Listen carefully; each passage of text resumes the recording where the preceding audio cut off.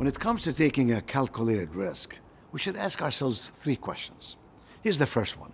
What's the best thing that can happen as a result of taking this action? Here's the second one. What's the worst thing that can happen as a result of taking this action? Here's the third one. What's the most likely thing to happen if we were to take this action? If the most likely result will take us toward where we want to go, and if we're willing to deal with the worst thing that could happen in exchange for what could be the best, then we should do it. But if the most likely thing will not get us close to our goals, or if we're not willing to deal with the worst thing that can happen, we should run and run fast.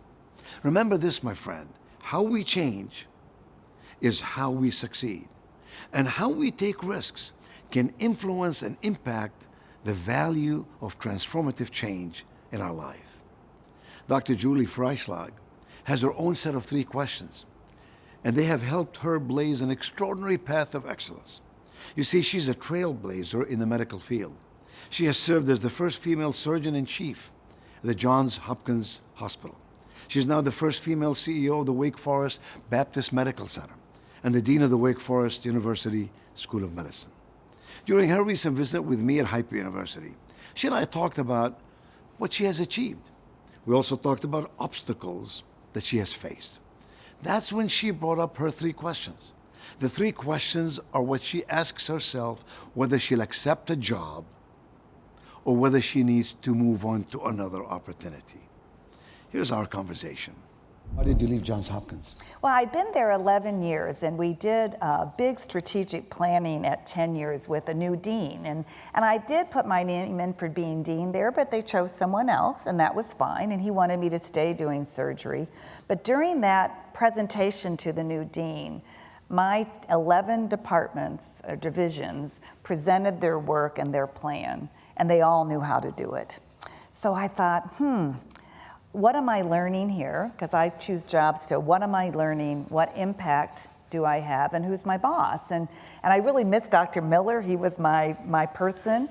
I really had learned how to run a department of surgery, and my impact was there. So I felt it was time to go on and really look at healthcare, look at access, think about students and how the whole system works.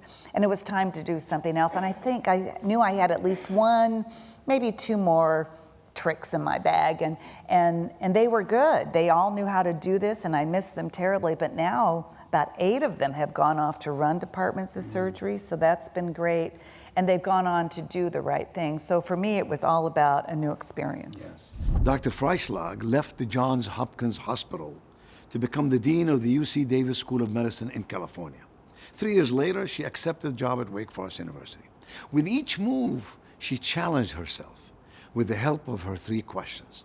Those 3 questions have always helped her guide her path toward excellence.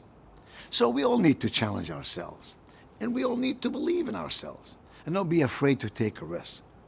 To avoid a risk is to take opportunity out of life.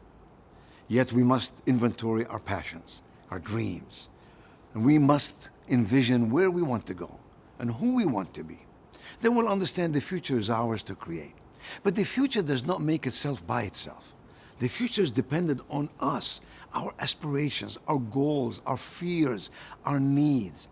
So therefore, it's important to have a set of questions, an evaluative process through which we go in our thinking and in our decision-making.